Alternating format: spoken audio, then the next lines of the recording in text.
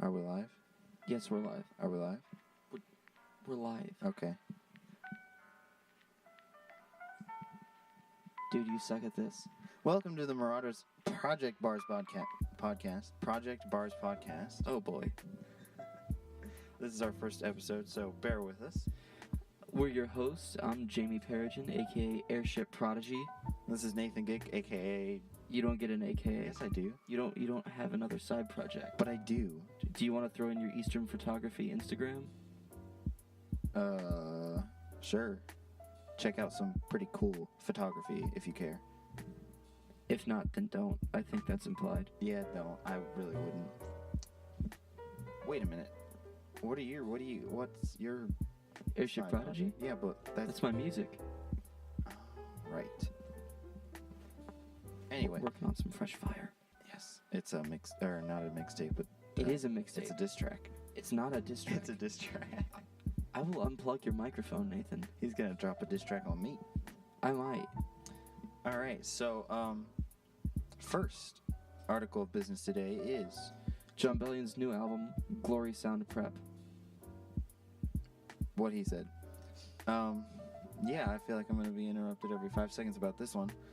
His new album, give me a second. His new album, I don't know when it officially dropped. Actually, it was It's like 2 weeks ago? 2 Fridays ago.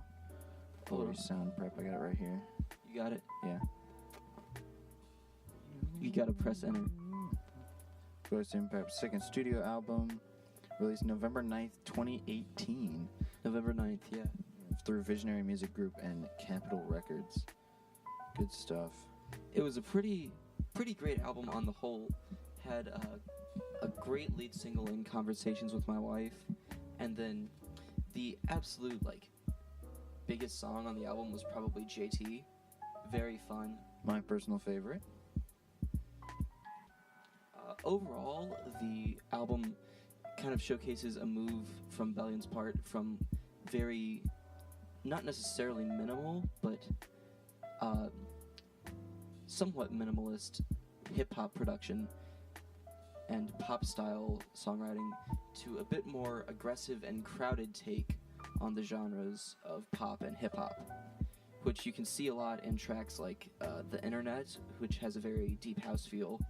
Also, Blue has a very satisfying but also busy drop section. Very entertaining. And as you can tell, this is Jamie's area of expertise and definitely not mine. Yeah, the album on the whole was absolutely great. I do have to air one of my criticisms of it though, and that's just the fact that a lot of the songs musically are just crowded. It feels like if you made a song or two a minute longer or so, then all of the ideas could have coexisted, but songs, I feel like you can especially hear it in JT, are just really busy, which is a shame because everything that's going on is really entertaining. Yeah, I would agree with you on that one. It does feel crowded. A lot of the songs just feel like they should be, as you said, a minute or so longer. You can just get a little more of the feel in there. Personal favorite from the album? Personal favorite, Cautionary Tales. It really doesn't have the weakness of a lot of them of being overcrowded. It's pretty straightforward. It reminds me a lot of his Human Condition record. Mm-hmm. And then comparing to the Human Condition, which one do you favor more? That's almost not fair. Human Condition is honestly top 2 or 3 favorite albums for me of all time. So there was almost no way Glory Sound Prep could have hit that. But to be fair, it has some of my favorite songs. He Is the Same, All Time Low, Guillotine, Morning in America. I could just go on and on, hitting almost the entire track list. I never felt unentertained by the Human Condition. Whereas Glory Sound Prep, it felt a bit short, honestly, with only 10 songs. And some of those just felt crowded. Okay, so a lot of the same stuff, like you said, probably you're not topping the Human Condition. I feel the same. The Human Condition is just really good, although I do like a lot of the tracks from Glory Sound Prep. JT, Stupid Deep, Cautionary Tales was another good one, but my personal favorite does have to be JT. segue into our next topic. Rest in peace, my good sir, Stan Lee. Let's get some info on that. I think you had a little bit on that. Yeah, I'm going to let you do the kind of synopsis. I have a bit of, like, a social thing. Yeah, so Stan Lee died... Oh, no, let me look this up. I'm pretty sure just of old age. Stan Lee... Time of death, maybe? Just a couple days ago, we actually found out about it, like, right after one of our classes. It was messed up, like, the whole school day. Mm-hmm. Yeah, I remember. Everyone was like, Stan Lee died, and I was like, nuh-uh. So that was definitely a sad day. Let's see what this article says, if it loads.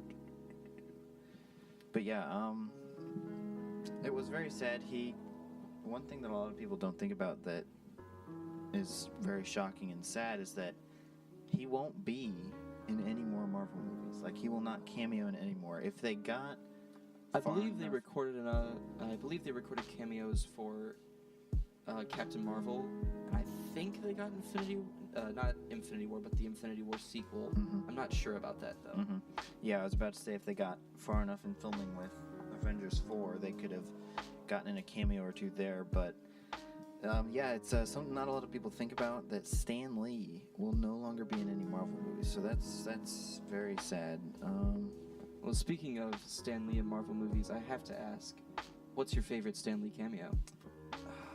That's a tough one. I feel like I just watched a video on the Ant-Man and the Wasp cameo. It's the one where he's standing at his car and the shrink thing shrinks his car, and he's like, well, the 60s were fun, but now I'm paying for it.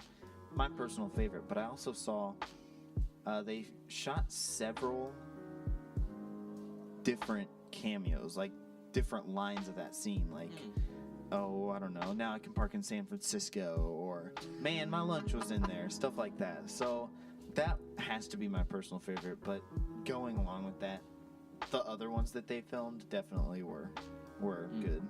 And yours? My personal favorite is not from one of the best Marvel movies, if I'm being honest, not even one that's technically in the MCU, but my favorite Stan Lee cameo has to be from The Amazing Spider-Man. It's the scene where Spider-Man and Lizard are fighting in the library, and he's just the janitor with his headphones on, completely oblivious. At one point, somebody throws a table at him. The Lizard throws a table at him, and Spider-Man just barely stops it. Yeah. And he doesn't even notice and just walks out of the room. And it's just such an entertaining scene to watch. It was one of the highlights of that movie for me. Yeah, that's a good one. That's a fun one. So yeah, I guess he just died of old age. I can't find anything that says otherwise. They did hold a private funeral a couple days ago. Obviously, you'd want to hold a private one because of the many people that would show up if it was public. But they are, I believe, they're planning a public memorial service or something of that sort for the masses to pay their respects. A lot of people have been coming out to pay their respects on social media, one of which, very interesting to me, was Frank Miller. Frank Miller is a cartoonist for Marvel and DC, I believe, too. One of, like, the most iconic writers, in quotation marks, because I'm not sure if he technically did the writing or if he just did the art, but he redesigned Daredevil and made him viable, as well as one of the most famous Batman stories of all time, The Dark Knight Returns. Really, really impressive stuff. He said about Stan's passing, "Devastated by my pal Stan's passing. He was a childhood inspiration and instructor to me when I was just getting started, and a genuinely sweet man. We'll miss him terribly." Yeah, a lot of quotes from actors from the MCU, directors from the MCU especially, and anyone he worked with, they said the same thing. So he sounds like a very, very nice man to work around and with. He was survived by his daughter Joan Celia, but that is the only family that I can find about Stan Lee. So yeah, very sad day when that happened. I was shocked and very sad when that happened. Segue into our third topic. I don't have segues, sorry. Oh, okay. Next one, smartphone controllers. It's your smartphone, but it's also your controller. A patent from PS4 hints that a controller, their next controller, will have a touchscreen similar to is it the action pad or whatever is on the DualShock controllers? Oh, I actually don't remember what that's called. That's awkward. That's a rip. Yeah, so this supposed patent has gone to say that Sony wants to have a screen on their controller. The first thing I thought about this was, wow, that's interesting. It's never been done before. And then I thought, the Wii U. Personally, owning a Wii U, I would say that it's not a great area to go down. Definitely improved with the Switch, which I have now, but you really don't want a controller with a screen on it. It just hasn't worked. It also didn't work with the Sega Dreamcast a long time ago. But yeah, that was my second thought about the alleged controller with a screen. I just thought of the Wii U and how bad that went. To be fair, though, the Wii U, no offense to Nintendo, but was a really poorly executed concept, which was much improved on with the Nintendo Switch. But I just don't see that being a real viable option with PlayStation. Yeah, you could, I don't know, I guess if it's a really small screen like what it is on the action pad or whatever it's called on the PS4 DualShock. I know I'm insulting every single PlayStation player right now, but the big button in the middle, like if that was a screen, I don't know, I'm looking at the controller. I guess it could work. It'd just have to be really small and it'd have to be a really sharp screen for anyone to like it. It really just doesn't seem like a productive move, but Sony has had some pretty decent designs for the PlayStation in the past, so I'm going to withhold judgment and be a bit optimistic. I'm going to do the same. I feel like PlayStation does a lot of things well. Obviously, Nintendo kind of bombed on their try, but granted, they did improve with the Nintendo Switch, so I'm going to give PlayStation a little bit of room to wiggle. I am a Nintendo fan, so you know, PlayStation's the arch nemesis and everything. But I'm gonna withhold judgment, like Jamie said, until either this is confirmed and we have pictures, or it like actually comes out. So yeah, that's yeah. My second thought was, oh dear, this is a Wii U 2.0. But I think, all things considered, I feel like Sony would be able to pull it off. I don't disagree. Alright, well that is all we have. Make sure, as always, to chuck us a like, follow the socials, email us any questions. I feel like a couple episodes in, if we gain some steam, we thought about doing a kind of a yesterday I asked, or last week we asked you, or anything like that.